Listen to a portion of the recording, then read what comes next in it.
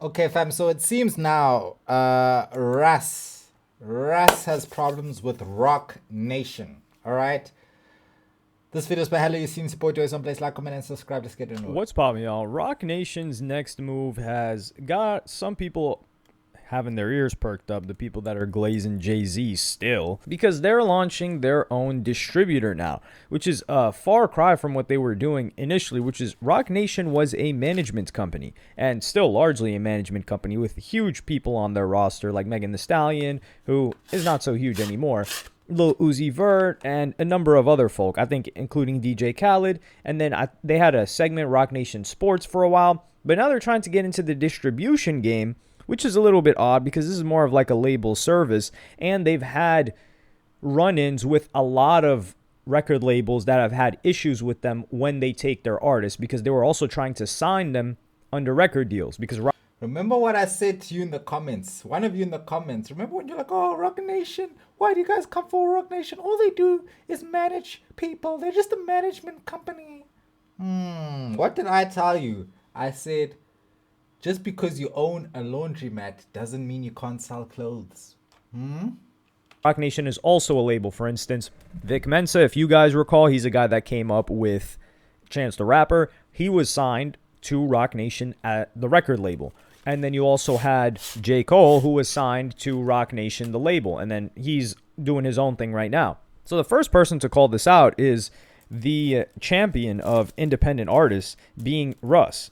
And the first post was, Roc Nation has officially launched its own distribution platform.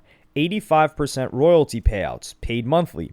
Distributes to 200 plus platforms. Central dashboard for socials, streaming, and audience data. No upfront costs. 85% royalty payouts paid monthly? 85%? Sign-ups open now. So there's not taking an upfront cost. Another example of a distributor would be maybe like a DistroKid, who I think they have an annual cost. They definitely have a cost, but they're a distributor that a lot of people use. Now the problem is, so the distributor gets you on Spotify, Apple Music, YouTube Music, all of this other stuff.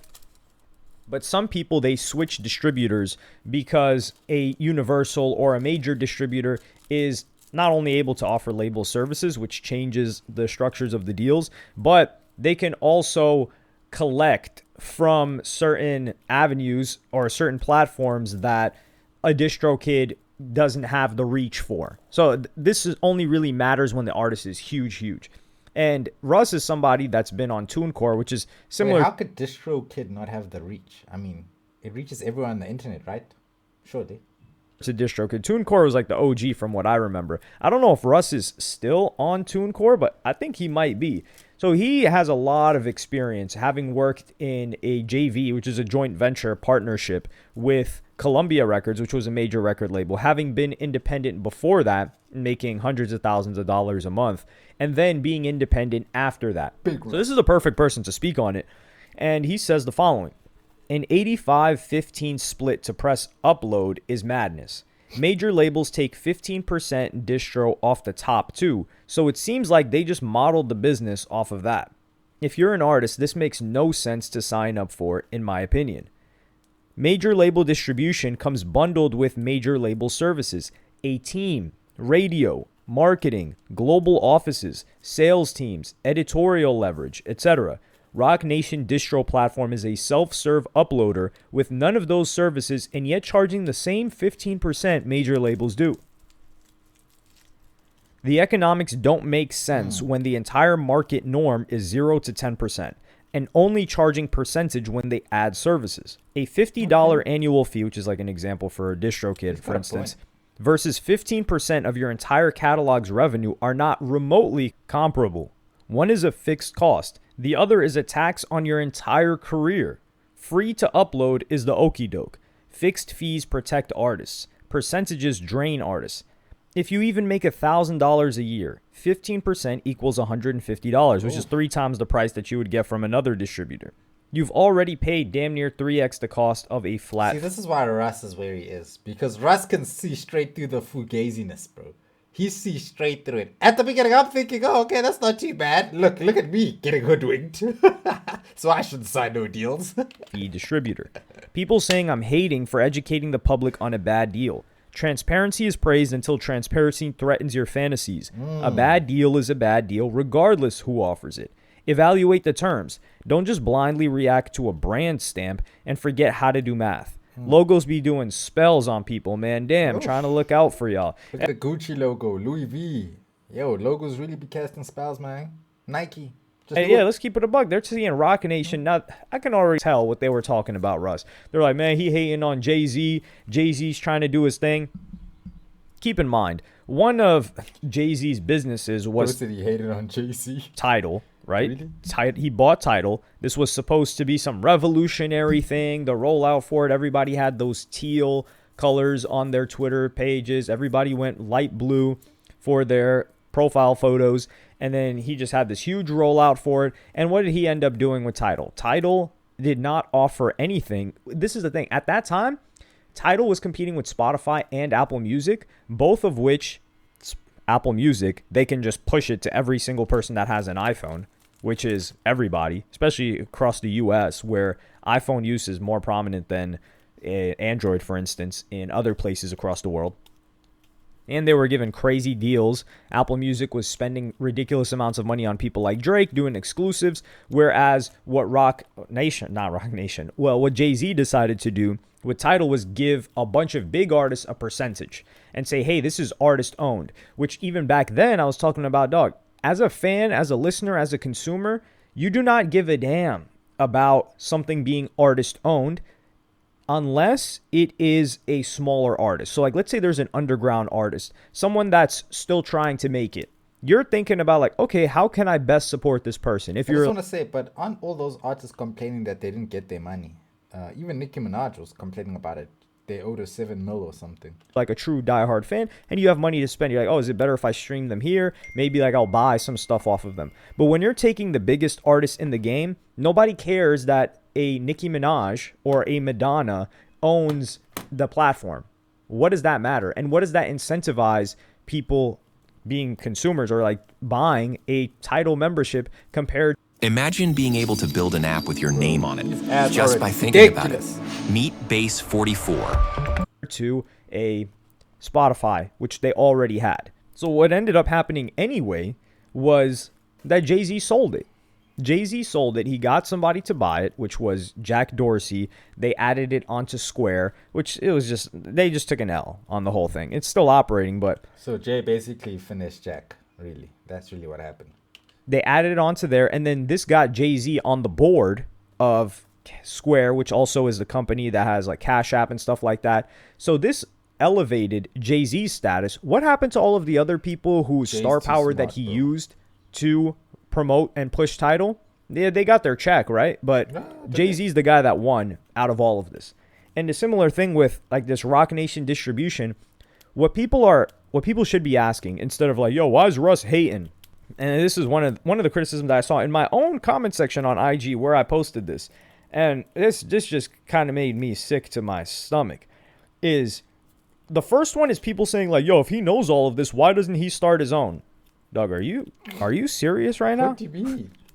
This is you ain't got the answer. This is a you ain't got the answer sway type of moment. It's like when Ye was talking about, like, hey, I need to get into this industry to understand how I can do it myself. And now he's doing it himself. But Ye is doing it himself, and what's happening? It takes months for him to ship out all of this stuff. Like, he doesn't have the infrastructure. He doesn't have the logistics that these major corporations have had and have been able to refine over decades. Some of them like 50 plus 70 years. It's almost like an Amazon, right? Like, yo, if you could get 2-day shipping, that would be great. Yeah, well, the logistics that Amazon worked out is some unreal stuff. And also, Russ is an artist. Why does an artist need to... Why are you putting on him, like, yo, why doesn't he just start a distributor, dog? Like, are you serious? It's almost like, yo, just pick something up and just do it. Another thing... Yeah, it's so easy for people to say that. But then I always point the finger back at them and say, well, you go and try start it tomorrow and see how far you get. All right? Before you just open your mouth.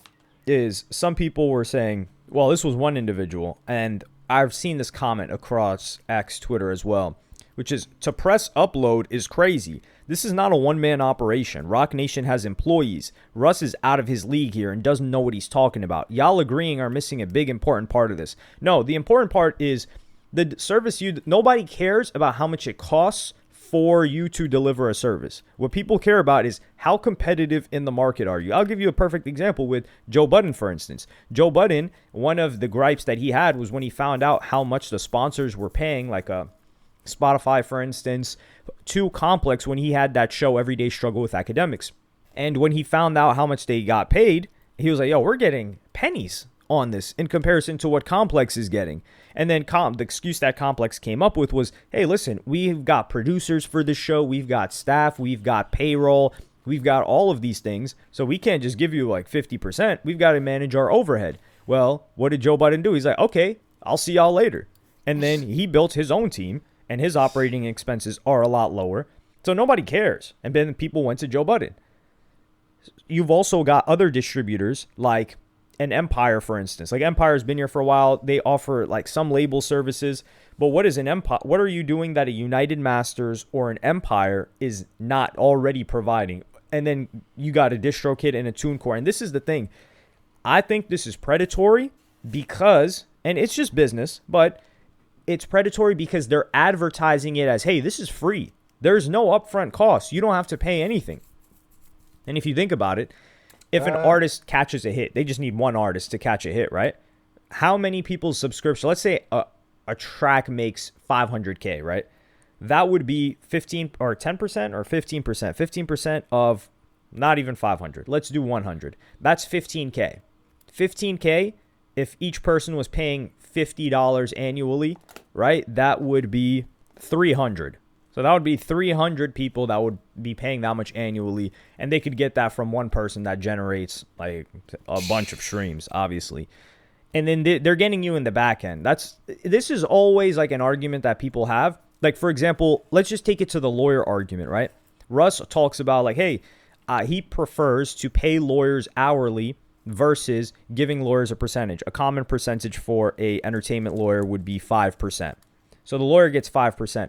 Now, the problem comes in where when someone's just starting, like if you just caught a hit, right? Like you're just starting to stream. Like let's say you're making 10 grand a month, right? Which is a lot of money. And you're making that much off of music and you've got all of these deals on the table. The entertainment lawyer is good. Let's just say a really good one is charging hundreds of dollars an hour. Let's just say 500, right? I think that's what Russ was saying one was billing. So 500, 600. And then takes them like, I don't know, like 10 hours to work on maybe like the first part of the deal to look over this stuff. Now you're at a $5,000 bill. That is a huge bill to look at when you're making 10 grand a month. And that's not including your expenses of lifestyle, whatever, marketing, music, things like that. Hennessy, but the other option is chains, you pay 5%. girls. So right now, Nonsense. 10K, what's 5% of 10K? That's $500. And that seems a lot more reasonable, right? Yeah. But then what if, right? And this is a very rare scenario. The artist blows up and starts making 100 times that. Now they're making 10 million, right? Like 10 million a year, which is a lot. Now that 5% of that 10 million is 500K.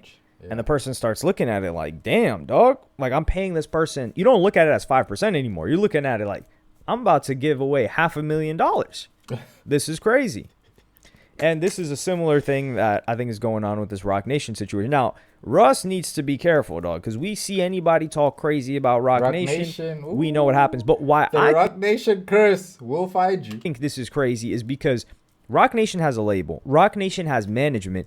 And Roc Nation is now going to have a distributor, which is like offering label service. We don't know what they're offering. So it's not even that they have a product that is not so competitive in the market. Like their only edge right now from what we've seen is no flat upfront fee. But a $50 a year fee is so affordable for anybody that's really taking music seriously. And there's also the conflict of interest of, okay, so your distributor and maybe your record label and your management are the same. Now we're at a problem. And that's what QC had gotten criticism of before when Offset, I think Offset was in a situation Hairdresser. I mean, a laundromat that sells clothes. where he was managed and he was signed to QC.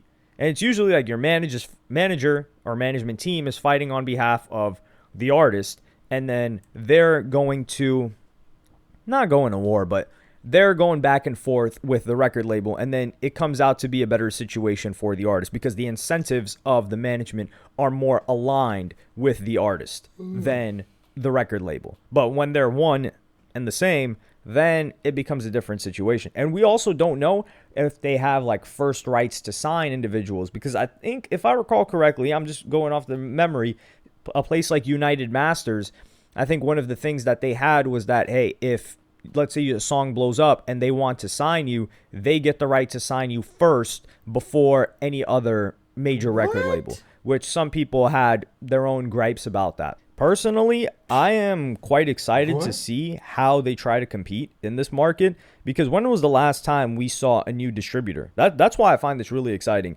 I think it's a new challenge.